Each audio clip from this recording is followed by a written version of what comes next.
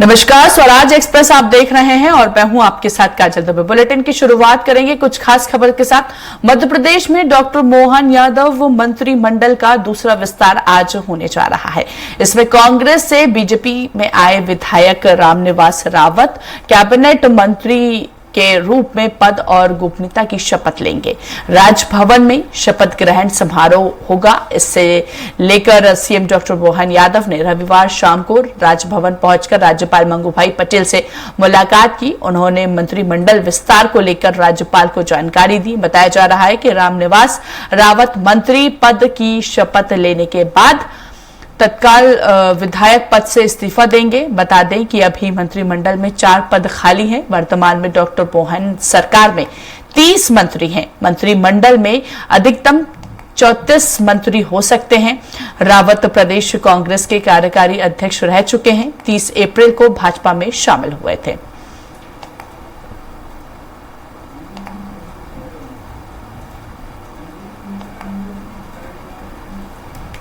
चलिए ज्यादा बातचीत करेंगे और ज्यादा बातचीत के लिए सहयोगी संदीप का रुख करेंगे। संदीप, रामनिवास रावत आज पद की शपथ ले सकते हैं। फिलहाल क्या ताजा जानकारी सामने आ रही है?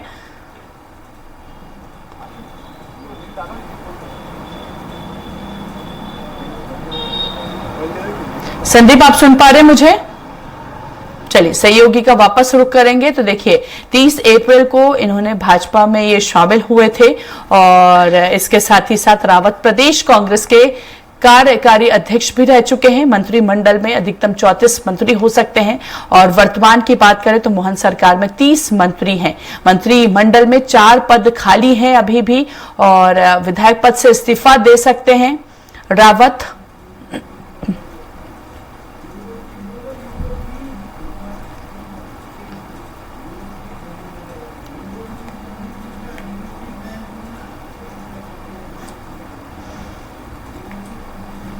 चलिए ज्यादा बातचीत करेंगे। ब्यूरो चीफ संदीप मिश्रा का रुख करेंगे। अधिक जानकारी के लिए लगातार हमारे साथ लाइव बने हुए हैं। संदीप, राजभवन में शपथ ग्रहण समारोह का आज आयोजन होगा। फिलहाल क्या तैयारियां की जा रही हैं?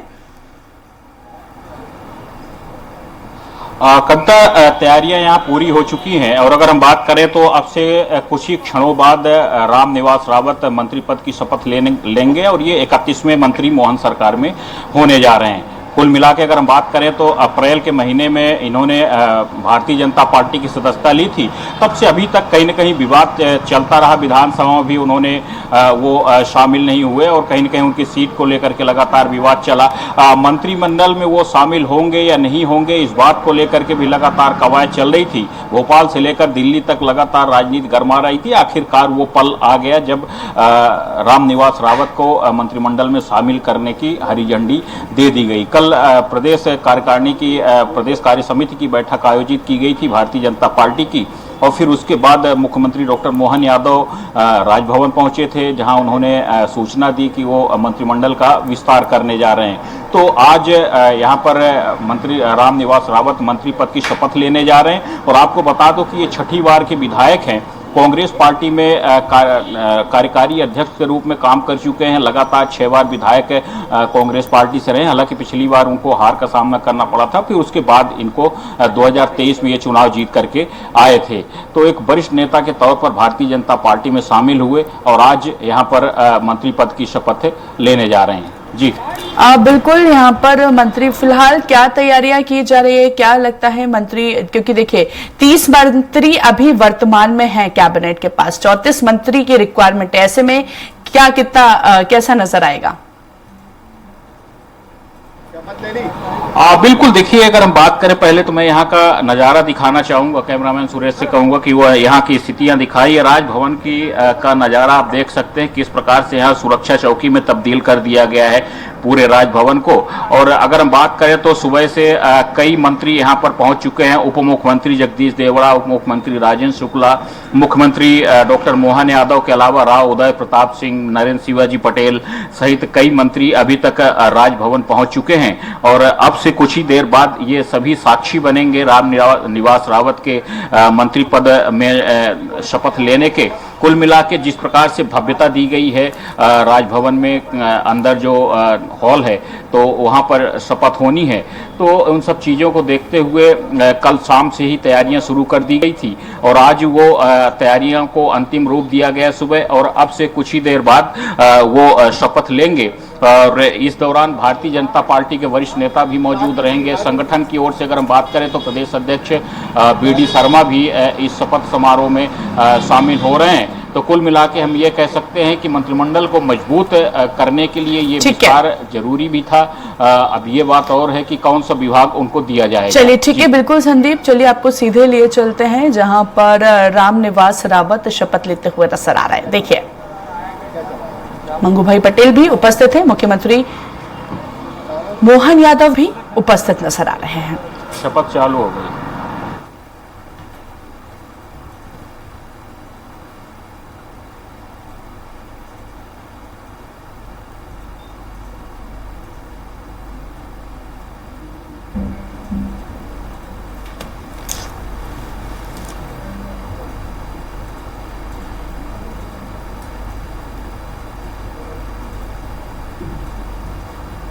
माननीय राज्यपाल महोदय, आज की कार्रवाई समाप्त घोषित करने के लिए क्या आपकी अनुमति है?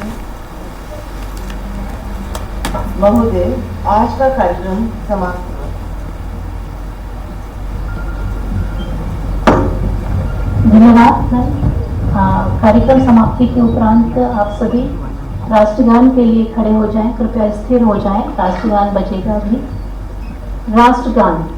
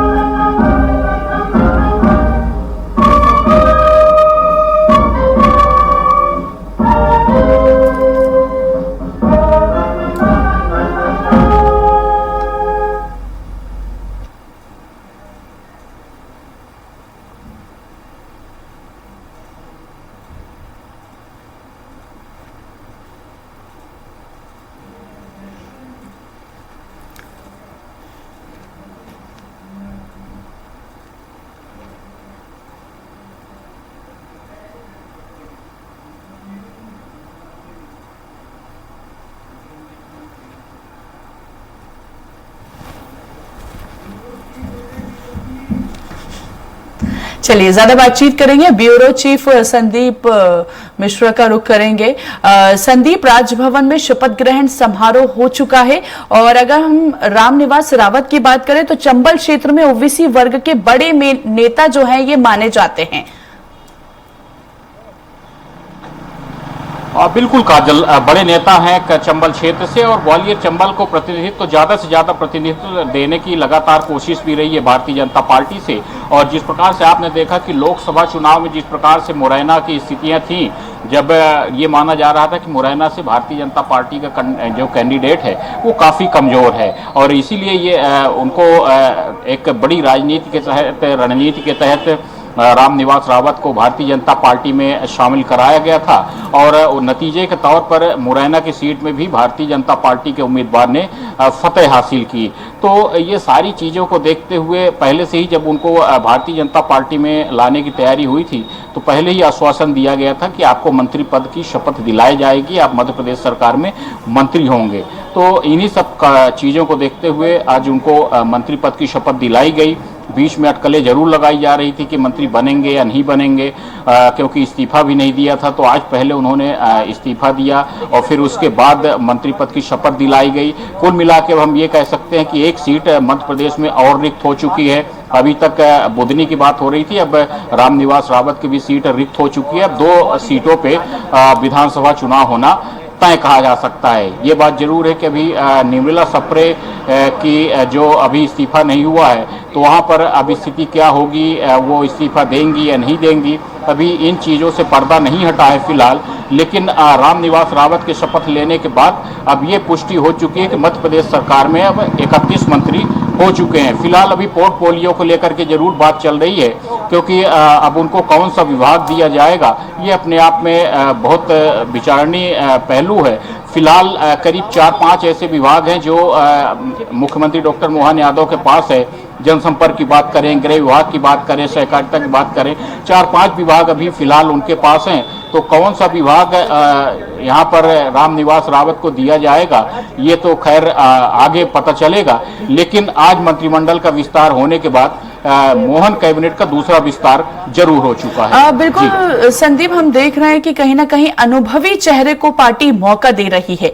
क्या लगता है पार्टी और स्ट्रांग होती हुई नजर आएगी? क्योंकि अगर हम रामनिवास रावत की बात करें तो ये कहीं ना कहीं विजयपुर से 6वीं बार के विधायक भी रह चुके हैं। तो ऐसे में देखा जाए तो कुल मिलाकर अनुभवी चेहरे को मौका देती हुई नजर आ रही है पार्टी।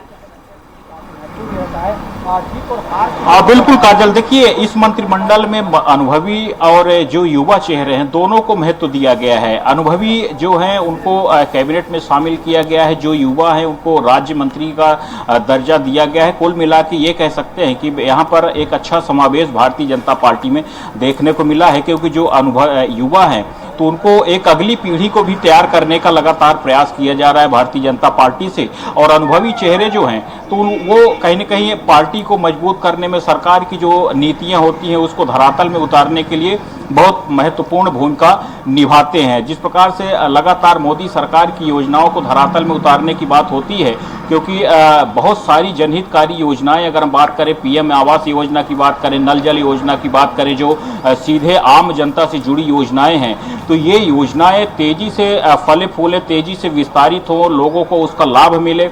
तो इन सब चीज़ों को अगर धरातल में तेजी से उतारना है तो उसके लिए अनुभवी नेताओं की आवश्यकता पड़ेगी, अनुभवी मंत्रियों को मंत्रिमंडल में शामिल करना पड़ेगा। तो यही कारण है कि अनुभवी होने के नाते रामनिवास रावत को यहाँ पर स्थान दिया गया है। और जब उनका एक लंबा राजनीतिक सफर रहा है, क्योंकि 6ठी बार के विधायक भी हैं, तो एक लंबा राजनीतिक कद होने के नाते जब मंत्रिमंडल में वो शामिल हुए तो उसका असर कहीं न कहीं आम जनता को मिलेगा, उनके क्षेत्र की जनता को मिलेगा। और अपने क्षेत्र के विकास के लिए ही वो भारतीय जनता पार्टी में शामिल हुए हैं और मंत्री बनने की उन्होंने पूरी कोशिश की। तो और आज वो फलीभूत भी हुआ मंत्रिमंडल में शामिल होने का उनका सपना। तो अब ये चाहेंगे कि उनके क्षेत्र का तेजी से विकास हो। और उनको ये भी था कि अगर वो मंत्री नहीं बनेंगे तो वो फिर एक बार जीत हासिल नहीं कर पाएंगे। तो बहुत सारे कारण थे। तो फिलहाल अब मंत्रिमंडल में वो शामिल कर लिए गए। एक युवा अनुभवी चेहरा होने के नाते ये माना जा रहा है कि अब ग्वालियर चंबल में तेजी के साथ विकास भी होगा। बिल्कुल संदीप, यहाँ पर विकास तो होगा ही होगा। क्या लगता है मंत्रिमंडल के बाद अब यहाँ पर मंत्री तो बन गए हैं, वो अब कहीं ना कहीं क्षेत्र की मुख्य धारा से जुड़ने का काम करते हुए नजर आएंगे। तो ऐसे में पार्टी और स्ट्रांग होगी और संगठन मजबूत होगा, यूं कह सकते हैं। और देखिए भारतीय जनता पार्टी की खूबी है कि हर तरह के नेताओं को लेकर के तो आती है, फिर उसके बाद भारतीय जनता पार्टी में अलग अलग तरह से प्रशिक्षण वर्ग चलते हैं और उस प्रशिक्षण वर्ग के दौरान उनको भारतीय जनता पार्टी की रीति नीति बताई जाती है, कार्यशैली के बारे में प्रशिक्षण दिया जाता है कि भाजपा के उद्देश्य क्या है, भाजपा किस प्रकार से देश पे का और प्रदेश का विकास करना चाहती है। इन सब चीज़ों को लेकर के वो अपने कार्यकर्ताओं को ट्रेनिंग भी देती है। तो जिस प्रकार से रामनिवास रावत ने भारतीय जनता पार्टी की ली, क्योंकि वो उनका एक लंबा सफर रहा है, राजनीतिक सफर, तो वो उन्होंने कांग्रेस पार्टी से शुरू किया था। तो जिस प्रकार से अब वो भारतीय जनता पार्टी में शामिल हुए हैं तो अब उनको भाजपा की रीति नीति में ढलना पड़ेगा। आपको याद होगा कि जब 2020 में प्रदेश में सत्ता परिवर्तन हुआ था, कांग्रेस पार्टी से भारतीय जनता पार्टी की सरकार बनी थी, 22 विधायक एक साथ भारतीय जनता पार्टी में शामिल हुए थे। तो जो विधायक भाजपा में आए ज्योतिरादित्य सिंधिया के साथ, तो फिर उनको धीरे धीरे भाजपा में ढालने का प्रयास किया गया। ये बात लगातार इन चीज़ों का जिक्र किया जा रहा था कि वो भाजपा में कैसे ढलेंगे, क्योंकि भाजपा एक कैडर बेस्ड पार्टी मानी जाती है और कैडर बेस्ड पार्टी में सबसे ज़्यादा यहाँ अनुशासन की आवश्यकता होती है। कांग्रेस और भाजपा में यही बड़ा एक अंतर देखने को मिलता है कि कांग्रेस में अनुशासन बिल्कुल नहीं है, लेकिन भारतीय जनता पार्टी में अनुशासन ही सब कुछ होता है, अनुशासन को सर्वोपरि माना जाता है। तो इसीलिए यहाँ पर जो भी नेता आते हैं, कार्यकर्ता आते हैं, तो उनको पहले प्रशिक्षित करते हैं और फिर उसके बाद उनको पार्टी की रीति नीति से जोड़ने का लगातार प्रयास करते हैं। चलिए ठीक है, बहुत बहुत शुक्रिया संदीप हम तक जानकारी पहुंचाने के लिए। तो देखिए, मोहन सरकार का मंत्रिमंडल विस्तार हो चुका है और रामनिवास रावत ने शपथ ले ली है। मोहन सरकार का मंत्रिमंडल विस्तार के साथ ही उन्होंने शपथ ले ली है और अब वो मंत्री बन चुके हैं। तो मध्य प्रदेश की मोहन सरकार का पहला कैबिनेट विस्तार हो चुका है और ऐसे में देखिए, रामनिवास रावत के शपथ लेते ही जो मंत्री की संख्या है वो 31 हो गई है और इस दौरान हमने देखा कि मुख्यमंत्री मोहन यादव के साथ ही साथ उन्होंने कैबिनेट विस्तार को लेकर राज्यपाल मंगूभाई पटेल से मुलाकात भी की और इस दौरान अभी हमने देखा कि मंगूभाई पटेल मुख्यमंत्री मोहन यादव शपथ ग्रहण समारोह में मौजूद नजर आए।